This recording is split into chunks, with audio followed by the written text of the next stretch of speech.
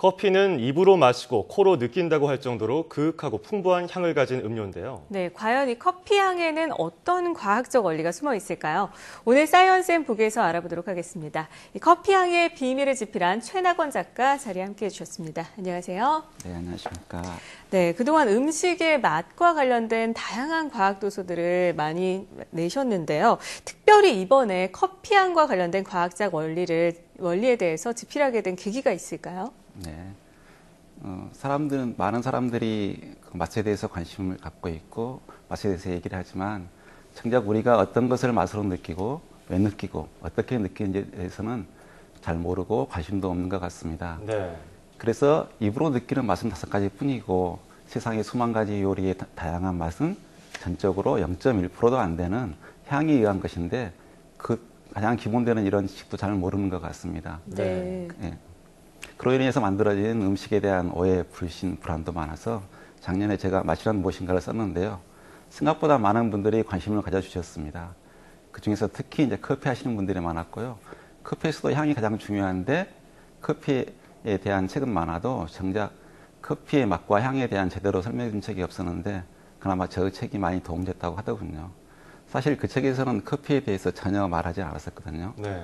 그래서 모든 음식에서 향이 중요한데 아직 우리나라의 식품에서 향에 대한 제대로 된 설명이 된 책이 없어서 제가 이번에 커피를 핑계로 향에 대한 책을 쓰게 되었습니다. 네. 커피는 식물에서 나는 열매로 알려져 있잖아요. 그런데 보통 저 같은 경우에도 커피 나무에 대해서 잘 알지도 못하고 실제로 본 적도 없고요. 또 커피 향이 어떻게 해서 나는 게 되는지도 굉장히 궁금하거든요. 네. 우리가 말하는 커피라고 하는 것은 커피 나무에서 있는 열매로서 체리처럼 생긴 작은 열매입니다. 네. 거기에 있는 속실을 말린 것을 생두라고 하는데요. 네. 그 자체로는 향이 별로 없고 특별한 매력도 없습니다. 네. 카페인이 좀 있다는 게 정도가 특징이겠죠. 근데 생두를 이제 뜨거운 열로 가하면 그때 비로소 이제 우리가 아는 매력적인 커피 향이 만들어집니다. 그런데 이제 그 반응은 특별히 커피에만 부양된 게 아니고요.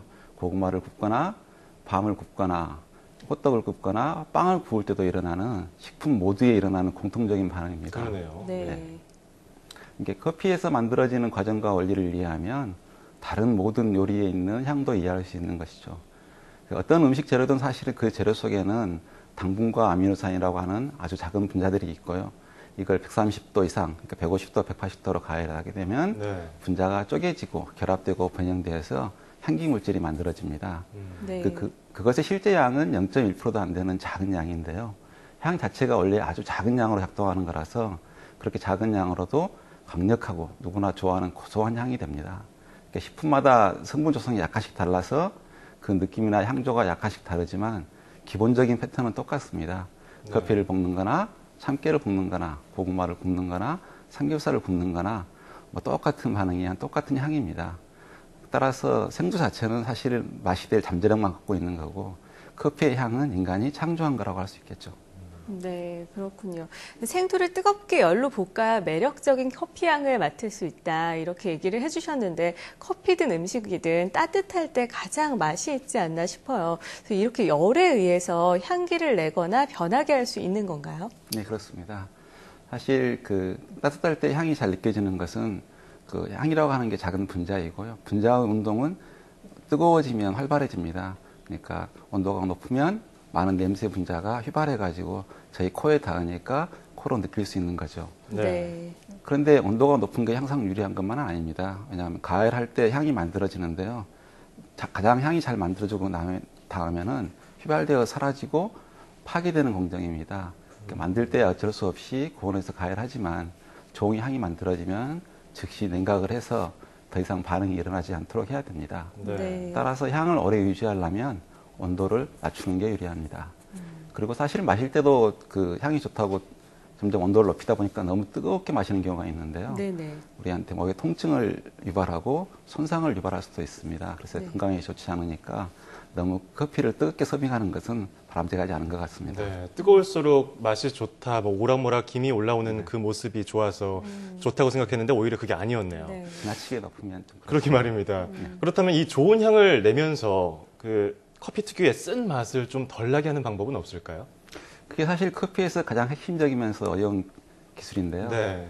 생두를 가열하면 좋은 향이 만들어지지만 점점 동시에 쓴맛 성분도 같이 만들어집니다. 네. 그래서 쓴맛을 줄이기 위해서 볶은 정도를 줄이면 향이 약해지고요. 그 향이 풍부해지기 위해서 강하게 계열하면 쓴맛도 동시에 증가되니까 적정한 포인트를 잡아서 지켜야 되겠죠. 어렵네요. 네. 그리고 로스팅도 중요하지만 사실 거기에서 맛을 꺼내는 추출 과정도 중요한데요. 네네. 원두를 갈아서 추출하면은 맛 성분은 물에 잘 녹아서 잘 녹아 나옵니다. 근데 향기 성분이 잘 물에 안 녹거든요.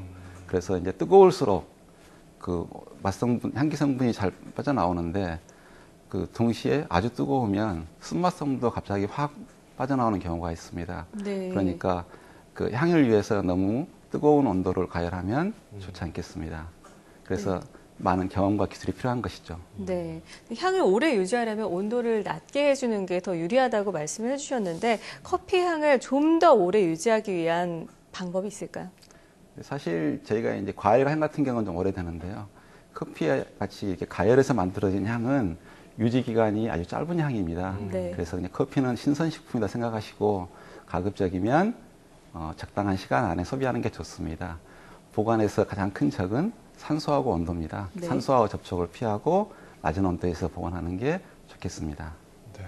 우리나라 사람들의 커피 사랑은 뭐 세계적으로도 유명한데요. 그러다 보니까 카페도 정말 많이 늘어나고 있잖아요. 지금도 이미 포화 상태라고 생각했는데 어느 순간 돌아보면 또 생겨 있고 또 생겨 있고 이렇단 말이죠.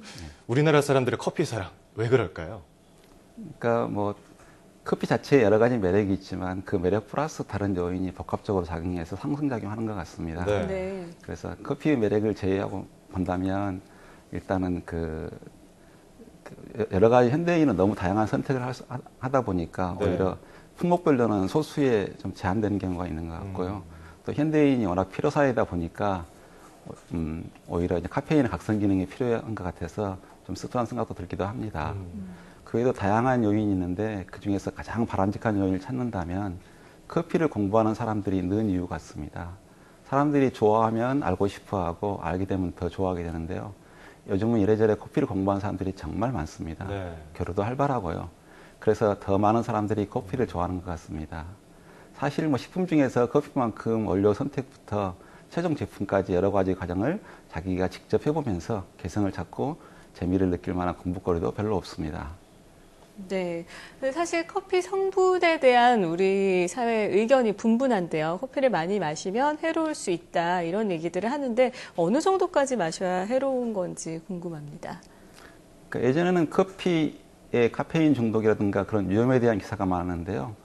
요즘은 여러 가지 효능을 얘기하는 논문과 기사가 홍수처럼 쏟아지고 있습니다. 네. 이들 내용들을 다 파면은요, 커피가 거의 만병통치약 같은 수준입니다. 그래서 저는 커피의 유해성보다는 이런 효능 기사를 보고 너무 과도하게 커피를 즐기는 핑계를 만들지 않을까 걱정이 들기도 합니다. 네. 사실 사람마다 주량이 다르듯이 커피의 적당한 양도 다릅니다. 네. 그러니까 세상에 아무리 많이 먹어도 좋은 음식은 없으니까요. 자기 자신을 알고 자기 자신에 맞게 즐겨야 되겠죠. 네, 역시 과요불급인가 봅니다. 커피도. 네. 자, 그럼 마지막으로 커피를 보다 더 깊고 진하게 맛있게 즐길 수 있는 방법이 뭔지 좀 알려주시죠. 커피는 850종 이상의 향기 물질로 된 세상에서 가장 복잡한 향을 지닌 식품입니다. 네. 그래서 우리의 감각은 훈련만큼 발달하고요. 오케스트라 지휘자가 전체적인 음악도 듣지만 훈련에 의해서 한 명 한 명 연주하는 음악을 따로 들을 수도 있다고 합니다. 그래서 우리의 감각은 훈련에 의해서 좀 더 잘 활용할 수 있겠죠. 그래서 그 커피의 다양한 성분을 갖다가 후각을 한다면, 네. 잘 이용한다면 잘 즐길 수 있을 것 같습니다. 음식의 즐거움처럼 평생 유지되는 즐거움은 없습니다. 똑같은 음식을 먹는데도 남들보다 더 즐겁고 풍부하게 느낄 수 있다면 인생은 더 행복해질 것입니다. 그래서 우리는 좀 더 음식에 집중해서 순수하게 즐길 필요가 있고요. 약간은 공부할 필요도 있는 것 같습니다. 공부하고 네. 훈련하면 더 좋아지니까요. 네, 커피 향이 850종이나 된다고 하니까 그리고 이렇게 과학적으로 커피의 향에 대해서 풀어보니까 커피가 더 매력적으로 느껴지는데요. 네. 네, 앞으로 커피 마실 때 더욱 이 향을 생각해보지 않을까 싶습니다. 자, 지금까지 커피 향의 비밀을 지필한 최낙원 작가와 함께 이야기 나눠봤습니다. 오늘 말씀 고맙습니다. 감사합니다.